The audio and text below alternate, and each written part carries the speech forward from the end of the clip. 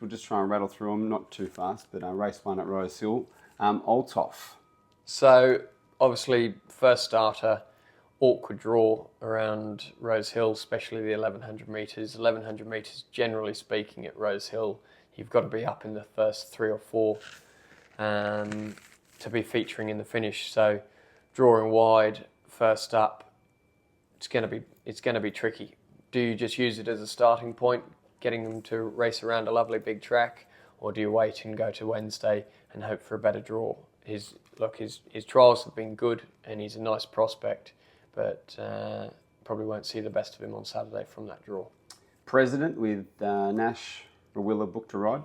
Yeah, very similar. He's shown that he's got a good level of quality. He went from a midweek the Kenzo, I believe, straight into a group race. So that's the sort of calibre of horse we think he is. He's a genuine, going to be a top liner for us. But barrier 11, it's going to be tough. It's going to be very tough. So it's just where we think he can end up. If we think he can roll forward and roll the dice a fraction and get into a good position, I've got no doubt he's good enough to be winning the race. But if it's going to be unachievable to get into that position, you're probably better off to wait. We're not the first starter in Amelita with Rachel King on board. Yeah, she's been trolling up like a rocket. To be honest, she's got the best of our draws and still hasn't drawn that well. I think she'll run purely because you'll end up having a few scratchings out of the race. You could end up with a field of 10 and they're racing for 160,000. There are a few options around, but you can't just keep scratching from basically less than 10 or above 10 rather. So she's probably going to be starting there, and I think she'll put in a bold showing. You'll see her rip home late, and she's certainly one to watch for the future.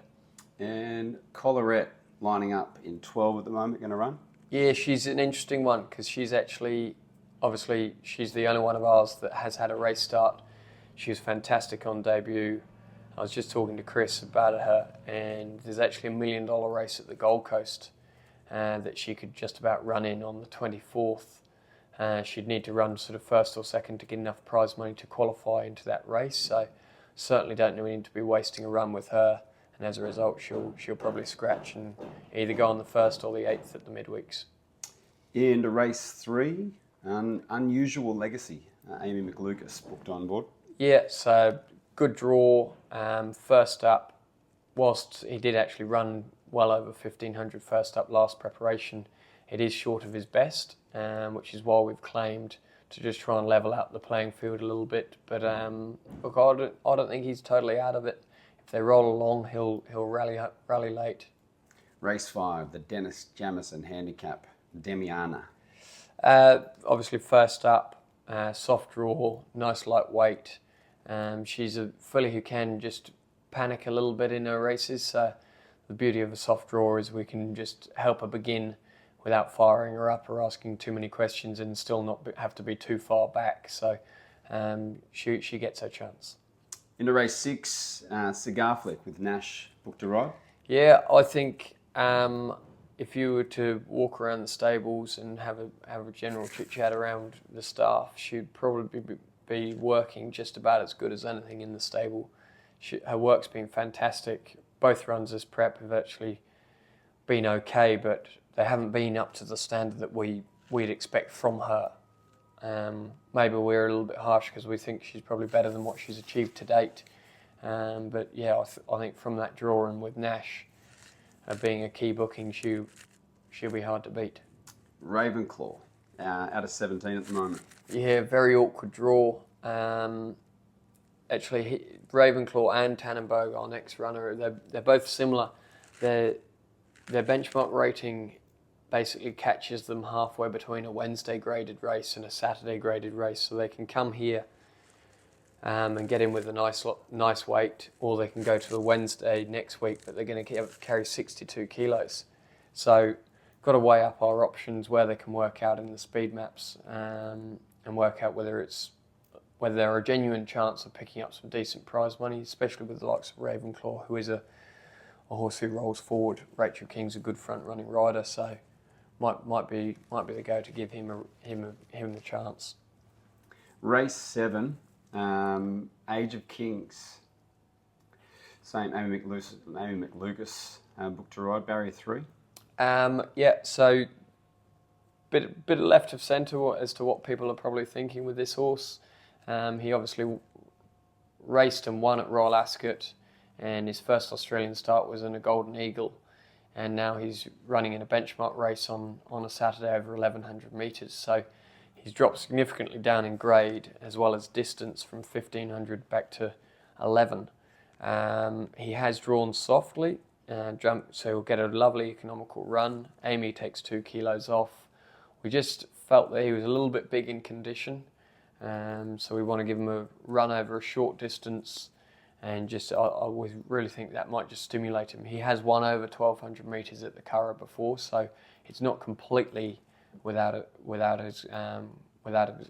his grasp, I should say. And Kazu out of 12 was supposed to race in the last week at Randwick, washed out, come into Rosehill this week. And I know everyone, when you say there's a great group of owners, but there is a great group of owners in Kazu. You might see the Kazu bus coming back down the Hume or back up the Hume, depending on which day it is. They're probably the reason why my voice is still a little bit hoarse. But is it their fault? It's their fault. Yeah, Definitely okay. Their fault. There's just a fantastic group of guys and girls in the horse that are very passionate about their racing, and as they should be. They've got a horse who seldom runs out of the top 3. She's drawn awkwardly here, but Jay Ford gets down to 52.5 kilos to ride. And like we were saying about the 1,100 metres, she's a horse who does roll forward. So if there's not too much speed on paper, she can probably cart across. And yeah, if she runs, everyone will know they're here on Saturday, that's for sure. They absolutely will. Into race 8, Waterford, same again, was supposed to run last week. Yeah, he's a class horse in the race. We're lucky they changed the rating of the race from a 94 to a benchmark 100, which has afforded him a much nicer weight than what he would have otherwise been carrying. He's drawn barrier 2, Nashville Willer, booked to ride. It's the jockey's room. No disrespect to the jockeys riding, but when you have Tommy off suspended, James and Chad in Adelaide, Kieran and Jason Collins off injured, it's only 5 out of the top 12 riders in the metropolitan area. So you'll probably see in this little window where the riders that probably don't get as much support as what they necessarily should due to small fields, they'll start kicking goals in this next few weeks, and everyone will get a lot more confidence in them, and it's the perfect opportunity for them. It's the same again for Amy McLucas. I keep calling her Amy McLucas. It's like a Charlie List. Yeah, you do. The list. Call some pepper for that. On booked for Cucaracha, a good opportunity for her to be booking some nice Saturday rides. Yeah, absolutely it is. And look, he has been competitive over these shorter 1,500 metre distances, but you've got to remember he's a Derby winner.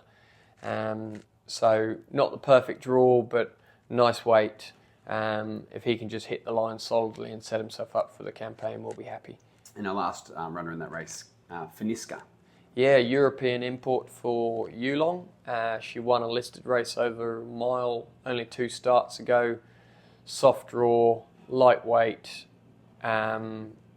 James was very happy with her trial only yesterday. Only gave her a soft one, knowing that she's racing in 5 days' time. But yeah, she's one that could just knock them out of the park, to be honest. Alrighty, race 9. It's full card on Saturday, isn't it? Yeah, it's busy. It's a big busy. card. No wonder we have to stop this sometimes for you and Chris to have a little breather. Lay down. Yeah. Race 9, political debate. Second up for the campaign, 1,800, much more suitable. Shame he's drawn wide because he was Nash's gallop of the week last Tuesday. Unfortunately, didn't get Nash's weight this week. Otherwise, he would be on. But that's the feel he gave. So he's obviously going terrifically well. Pervade out of 11. A bit disappointing last start. it was a metropolitan meeting, but it was around Gosford, and I just don't think he got round there properly. He's a much better horse than that. Obviously, stepping up in grade off a negative run is a sort of bold thing to do, but he's third up. The distance is right. The track should be much better for him. Just the awkward draw is the only negative, but he'll put in a much better performance. And Gantier Rain out of 3. Third up, the distance is right. The blinkers go on. Zach has ridden both starts this campaign and knows her well. She's knocking on the door. Alrighty, into race 10, the last of the day at Rosehill. Built first up at a barrier 1. Yep, first up again. Amy claiming. And barrier 1, this certainly isn't without his beyond his reach, because he was a pretty handy horse last preparation, and I think with that weight relief, well, just after Carnival, most of the top liners have all gone. He's right in this. Starman, Nash again. Yeah, he's freshened up well. He's obviously going a few weeks between runs. He trialled at Canterbury last Friday. J-Mac simply got off and said he simply can't be going any better. So Nash takes the ride.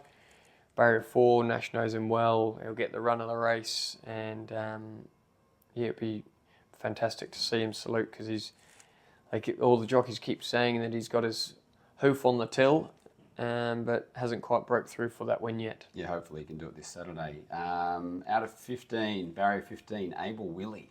Yeah. He too is going a few weeks between runs. He's freshened up. Well, the draw shouldn't affect him. He's a horse who gets ridden conservative and chimes in late. He's a very hard horse to back. When you think he's right, he's not, and when he isn't, he is. And anyway, from a punting point of view, he's a nightmare. But he's consistent in terms of he does always show enough promise to justify saying, well, he'll win his one this preparation. But whether it's Saturday or not, I think your guess is as good as mine. First up, Gracie Styler. Yeah, awkward draw. 14. Yeah, which is a menace. I think he's placed all 3 of his last 3 runs at the Saturday grade. He is also in a same class race on Wednesday, but you're obviously racing for a fraction of the prize money, so just got to work out whether we wait for there, and if he goes round on a Wednesday, you'd think he'd be short price favourite, or whether you roll the dice from an awkward draw and go here, but he's going well. Ivan's Hero out of 10. Yeah, he's come up from Melbourne. He actually raced well up the straight at Flemington, but he was beginning too well for his own good and not affording himself the best opportunity to switch off and relax and get some cover. He's travelled up to Rosehill. He's settled in well. This draw should enable him to get cover, and certainly round the turn will certainly help that. Last time he was racing in Sydney, he had a good campaign, so we'll see an improvement off his last start. Alrighty. And first up, Atlantic Ocean out of barrier 16. Going to run? No, he'll wait for Wednesday. What's your best? Ooh.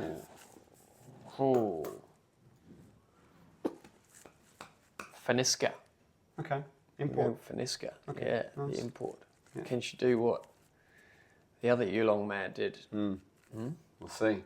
We'll see. And what about yours? You're filming the gallops on the course proper on Tuesday. Yeah, in a privileged position to watch all the horses work on the course proper at Rosehill. And Kazoo, it's like you can hear the difference when the horses are humming. And Kazoo was like the Kazoo bus coming back down the Hume Highway on Saturday. She's just flying. She's flying. So yeah, I think unlucky not to run this week, but yeah, Kazoo. Okay. For this week. And what about Relation Missed? Oh, if anyone's missed on no this luck. one, Charlie. No luck. Spat out the back. Anyway, half the Kazoo owners ended up at Wentworth Park. What a night they threw on. Wentworth Park. Oh my days. Yep. It was the press was all about everyone who you took down there. And she'll run again in a couple of weeks, won't she? Yeah, it runs again this Saturday. It doesn't stop. It does not stop. Luke Brown's been busy. Been very busy. Charlie Duckworth Dog Breeding Association is next. Good luck for everyone for the weekend. Good luck, Charlie Duckworth. Thank you. Good luck to you too, Billy Bentley. We need it. Thank you. See you, folks. Yeah.